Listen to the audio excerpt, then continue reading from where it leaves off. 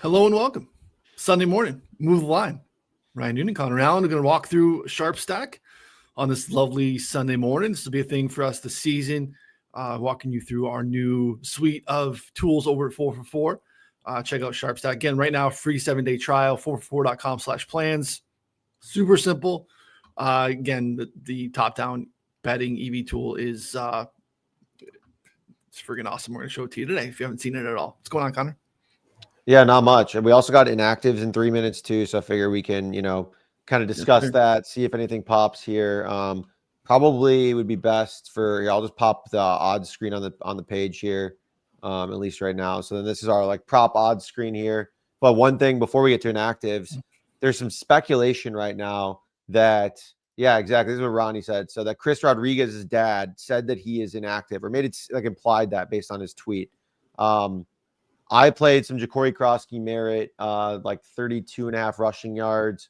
I know a reputable service played his over at like 30, and so it kind of got blasted out here. Yeah, so we're looking at 40.5 on DraftKings, and then but still, 32.5 at other spots. So I think that's pretty interesting. Are you in on it at 32.5? Like, what's your stopping point here on Ja'Cory Krosky Merritt if Chris Rodriguez is inactive? Yeah, it's nice that Rodriguez is inactive. 40 feels a little high. We just don't know how much Austin Eckler is going to be involved. Obviously, very much seems to get the start, be involved in passing downs. So, I think it helps obviously raise the floor. I think that 40 on DraftKings is something that I'm not super excited to chase. Good for you getting the 32, but it looked like there were 35.5 start there or so in a few spots. Yep. Would you still play it there? I don't think that's bad. Yeah, that's Rivers. It's a little tough for people. Yeah. Hard Rock's holding the strong of the 32.5, just juiced it out a little bit. So, week one's tough, right? It's like, how much do you want to be convicted in what you know to be true and what you're just assuming to be true? And this still feels like a little bit of an assumption to be true. Obviously, kid had a good camp, earned his spot. The good thing there is that Commanders play fast, high play volume spot there too. So the opportunities that just kind of raises the floor, the baseline expectation, because I think you see probably a pretty decent amount of snaps there too. So I'm in on the Eckler receiving stuff. I don't think that's impacted at all by any of the Rodriguez news at all. Yeah, I would have loved to play rushing receiving for Eckler. 53.5 seems like probably a lot, but I don't know. Ronnie here played Eckler, rush attempts ladder, and took a long shot on McNichols, a touchdown score, 10-1. Yeah, I think I would assume the reason Chris Rodriguez would be inactive is because McNichols plays special teams and stuff, and so then they'll just carry 3 actives.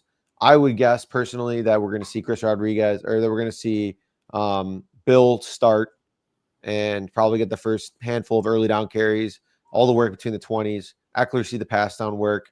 And then maybe probably a mixture of both, kind of in short yardage situations, I would guess. But probably lean. Probably fair. Yeah, probably Bill there mostly, though, to be honest, though, as well. So, yeah, I think that this number for JCM might even steam out even more, to be honest. When we should be getting inactives here any second. If we know for sure Chris Rodriguez is inactive, which I think we will here any minute. I don't know. I'm not necessarily playing it and chasing it up because we already got the 32 dropped in our subscriber Discord and talked to them about a little bit about it. But he's inactive, officially inactive. Okay. Yeah. So yeah, I'm interested to see what happens to this number. I don't know. You can still scoop at 35. I still think that's solid. Hard Rock, just take them for what they're worth. I think 32 is probably just a pretty bad number at this point. Yeah, I agree with that for sure. Same thing in the Rivers stuff. If you can take advantage of that softer line, I would probably do it. So yeah, he's officially inactive. And I think you're right. That's one of the things. It's tough though. Just it's going to be the best of the number here momentarily, but you can still make it a good number. That's a separate conversation. Yep. Let's see here. I don't think that there was too many other projected crazy inactives, right? When's the Jag situation may be something to watch. I think that's a noon game, right? Saints inactives came out. Nothing particular there. Anything else you were watching for here as it's breaking? If not, we can probably just pop over to the EV tool and see if anything's cooking here. Yeah, I don't think we had any that were going to be.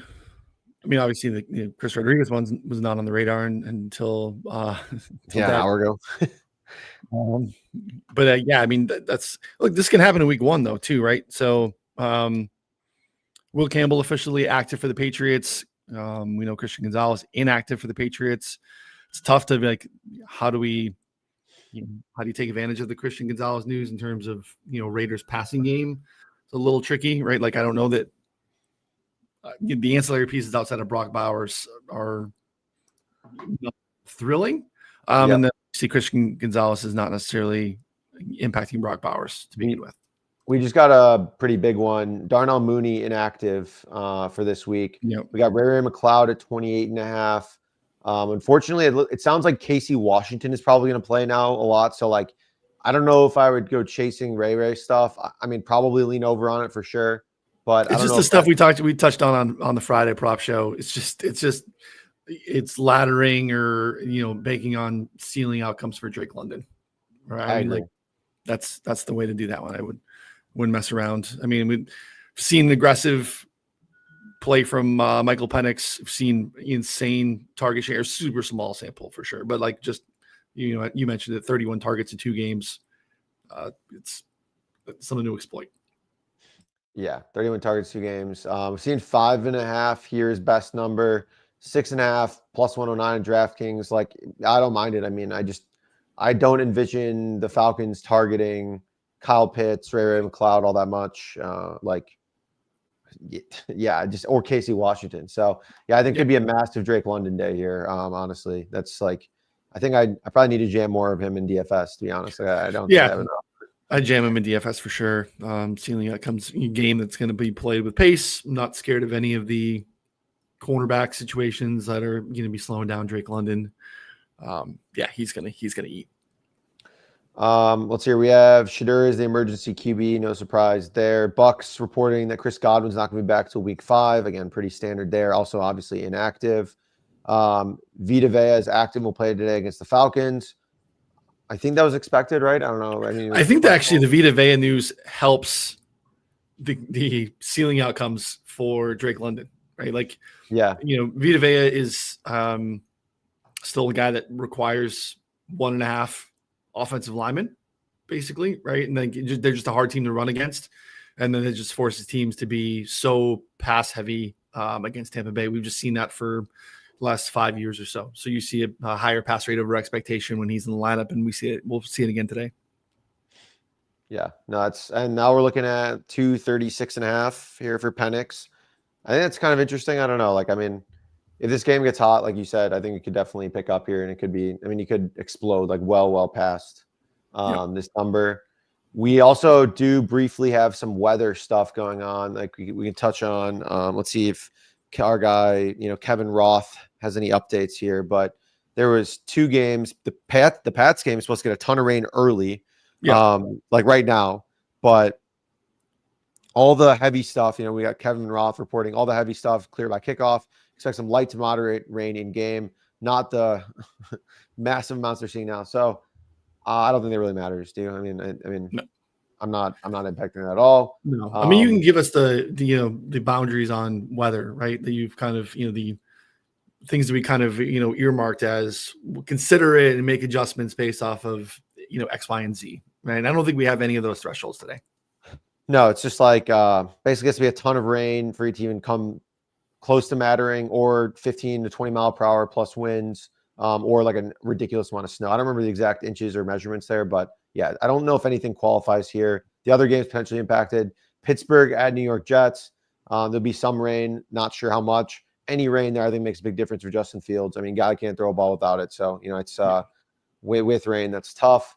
Carolina, Jacksonville might see some rain. That's still up in the air, which sucks. I think that game could be really, really fun. But again, I don't think that matters too much. So overall, I would say just ignore the weather here. And then, I think that's probably more than fine. We should poke around the EV tool here real quick. And then if anyone has any questions, feel free to chime in. Oh, we got Alan Lazard inactive for week 1. That's not like that surprising, but I kind of thought he was going to be like wide receiver 3 or something like that. He is injured, right? Is that, or is he just a healthy scratch? Healthy scratch. I don't think he's again, not on the injury report at all. Healthy scratch. Yeah. I mean, he's Again, just going to end up in Pittsburgh, right? correct. I mean, it's not a scenario that I'm not looking to attack Justin Fields' passing props or anything tied to him in the passing game. So no real impact there. We also have, let's see here. Yeah, so Lazard doesn't matter all that much, I don't think. We have, what's his name? Bachal Tutin's active, which just makes me, not want to like touch anything to do with the Jaguars, but I have no idea. No, I agree. Again, this is a scenario that, like, in my opinion, if you think that there's an edge to be had there, it's a DFS situation to exploit, right? Like your leverage of being correct in that scenario is so much better than the prop market. So, if you wanted to, you feel like you have a lean that's clearer than maybe the field does, then, take that into the DFS streets. It's not a prop edge for me. It's funny because they're not even posting a Bachal Tutin line. They got Bigsby at 45. They got, what's his name? ETN at 38. So basically they just have no idea. No Tutin line. And then we got a rap sheet report right now saying that they expect Nick Chubb to serve as the bell cow today. I will give the major caveat here that rap sheet projections and reports on that are like notoriously awful. With that being said, we had heard prior some rumblings about Nick Chubb being the workhorse, and like a lot of steam coming out of Houston that like he's their guy. They really like him right now. And so like carry the load here. Looking at 11.5 carries, pretty widely available. I don't think that's a bad look, to be honest. It was something that I considered releasing anyways. We were talking about earlier, and have some, pretty good, Texans news in, sources, I guess we would say there. So I feel pretty decent about that being a possibility. Yeah. So I don't know. I'm gonna. I would have loved it. I would have loved. My soul would have been fed by you releasing. And again, I'm not going to be. I'm going to be slow on Nick Chubb, Dusty. But if you would have released an over on Chubb carries in week 1, I think the chat would have, subscriber chat would have been pretty electric. Raheem Mostert also surprised inactive. I kind of thought he was going to be the number 2. Pretty clearly. I don't even know what the number 2 would have meant, though. That's the problem, right? Like, I have no idea. Yeah. So I think Genty is another type of situation where they just feed him. Right, like totally take a swing on some alt combined Genty stuff, or Genty anytime touchdown, or I think that there's I would understand why someone would be in on that play today, right? Like it's just they were here. It's week 1, feed him and let him go. Totally. Yeah, no, I agree. I think especially with a little bit of rain, I don't know, like that could maybe make the Raiders even more run heavy here. So. Let's hear any sneaky Trey Tucker lines. I have no idea what to make of that whole situation, to be honest. So, it's interesting. The Raiders in general are interesting today. It makes me a little I'm a little nervy about the Pat situation today. Gonzalez being out's not great. There's a lot of questions about the inexperience in the back end in terms of the safety position. So it's a unsettled situation. So there's some Raider stuff. I don't know how to go about it, right? I don't know if it's Trey Tucker. I don't know if it's Bauer's absolutely destroying. I'm not quite sure how to leverage it. Yeah, Patrick in the chat's looking at played some Genty stuff. Yeah, I mean, that's a good price. Yeah, I agree there. I am going to play Nick Chubb rushing attempts, not publicly, but I'm going to bet it, and I'm telling everyone here that I'm betting it. We are publicly on the stream right now. I mean, that's true. Yeah, we are publicly doing it. So, it's a good play. I think it's a good Chubb over 11.5 carries is a pretty solid play. If no one else is really getting that much work, like it's probably a good look. So yeah, I like that. It's hot. I think that's about it. Yeah, I don't have any other news or anything that I'm waiting on. We should. Most of the inactives by now, right? Typically right here in this first little 10-minute window. Yep. All right. Well, can bounce around the EV tool here real quick and see what's going on. So these are my settings. I got 1 day, minimum EV percentage 1%. I set max EV range to 3 minutes. We could probably just change it to like 5 minutes, something like that. Bankroll 2000. Applied odds range. I usually kind of keep a little bit tighter here. Generally more in like the 60-ish to 30 range, something like that. Just so that way we don't get any, I don't know, like crazy outliers. I really don't want to be laying like a ton of stuff. Jalen Knoll here, 19.5, -109 at DraftKings. I think that could be good. I mean, I think he's probably wide receiver 4 or 5, to be honest. Even with the Kirk news, like I think Xavier Hutchinson plays over him. I think Jaden Higgins plays over him. Obviously, Nico Collins plays over him. So that's wide receiver 4. You know, that's probably where I would put him. Maybe he plays some slot, but I don't know. Again, 20.5. I'm not super in on that. It's a 3:00 game too, so I think that could be an interesting look. Yeah, a little time on that. Yeah, it's not a bad one. And then Chase Brown receiving yards, 21.5. I mean, it's just a little bit higher than the rest of the market here. Not one that I'm probably playing, but I understand it. Keyshawn Boutte, 17.5. I think he might play a lot. That's kind of the problem, right? Like he might just be out there a lot early. He might. I mean, he had a good camp, actually, really, really good summer. Yeah, it's this the other thing too with this. It's really tricky that we have to watch out for is when you are dealing with some of these lower lines. When the band's tighter like that, right? It's going to skew. It doesn't mean the math is off or anything. It's going to skew. The EVA can swing pretty drastically. So. Yeah. You're looking at it being kind of an off market line at 17.5, but everything else is 15.5. That's being priced into the algorithm here that throws that off. Yeah. All right. Yeah, no, I agree. We're working on kind of, I think, improving some of that or looking at some of that too as well. We could probably look at more like, I don't know, like reception, stuff like that. Like that's, I think, an interesting one. Bijan under 3.5 receptions. Don't mind that. That's for sure. We're seeing that as high as -131 and Pinnacle and, way even higher in other spots. So that's probably a good look.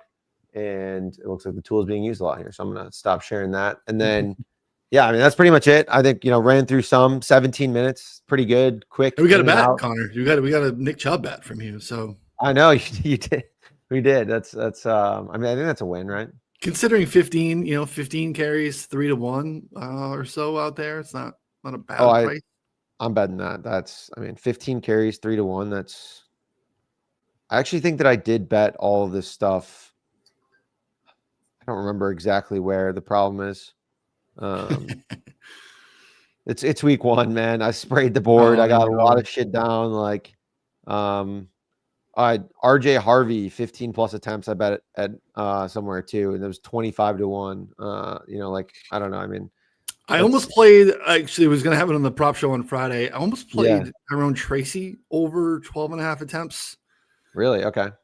Look, Scatabo is just, has been kind of dinged up, has been really inactive. When you hear the Giants beat reporters and like Jordan Schultz, guys plugged into that. It's like, it's Tracy. It's definitely Tracy early. And again, in a spot where like tempo, team skewed massively. Like actually the Commanders had the highest, or I guess lowest, pass rate over expected against last year. And that's actually kind of been a Dan Quinn thing too. Historically, teams have run against his fronts. So I don't hate the Tracy line. I wish Andrew Thomas was playing. That's kind of why I balked on it for the show. The more I've thought about it, I still kind of like the Tracy look. So I can just see them leaning on it. And again, just play volume in that game could be interesting. So yeah, no, that makes sense. I think, like I played some Scatabo under 16.5 rushing yards. Like I think he could be RB3. We heard some rumblings that like Devin Singletary might be ahead of him right now, just based on like him being injured and stuff like that. So, I just don't even know if he sees more than like 2-3 carries. Last one we touched on earlier, or like I released as an official play, was Rashad White under 20, I think 19.5. Got down to 16.5. Another group bought back in on the over at 16.5, sitting at 21.5. Pretty rare to get, negative CLV, honestly, on a prop unless some barn like this happens. But I added more at 21.5. I don't see it with, I don't know, with this whole thing here. Like you would need 6-7 carries basically. I think to have a reasonable shot, and still probably is not going to get there because he sucks. So like, I think he's probably lives more in the 2-3 carry range, to be honest here. So we'll see. It's week 1. Yeah, I don't disagree. I came in with the Bucky Irving over longest. Yeah. That's again just pro Bucky. I'm in on it. Love it. Cool. That's all I had. I mean, anything else from you before we head out? No, let's get after. I'm trying to work on some tackle stuff. It's a little tricky. Actually getting more APIs pulling into this year, and Caesar's back in consistently on offering over and unders. And we're having I have a lot of scenarios which is actually cool, I think, where they're not just copying each other. So they're originating their own stuff. I have a lot of scenarios where like I have one book over 5.5 minus 150, and another book 6.5 plus 110. And it throws the sheet all off. It throws the projection all off. It doesn't allow me to give you guys a bunch of outs. So I'm trying to tackle and figure out, good use of the word tackle, trying to figure out how to go about it this morning and figure it out. But also not trying to be a hero in week 1 and shove a bunch down and pretend that everything that I know is true, especially considering I definitely thought I was right on Thursday Night Football with Kenneth Murray, and he was very much involved. So trying to proceed with caution in week 1, get some confirmation on things I think are happening, and then we'll turn up the heat as the season goes along. Yep. Love it. All right. Well, I think that's it for the first edition of, I don't remember what I labeled this on Twitter. I think, what did I call it? Bets before lock. That's kind of fun. I don't know. There we go. Yeah. There we go. Yeah. We'll be here Sunday mornings. Sweet. All right. Let's see here. I'm just going to go to the outro here. Is this the best outro of all time? I mean, here we go. Ready? 3, 2, 1. Tuesday morning.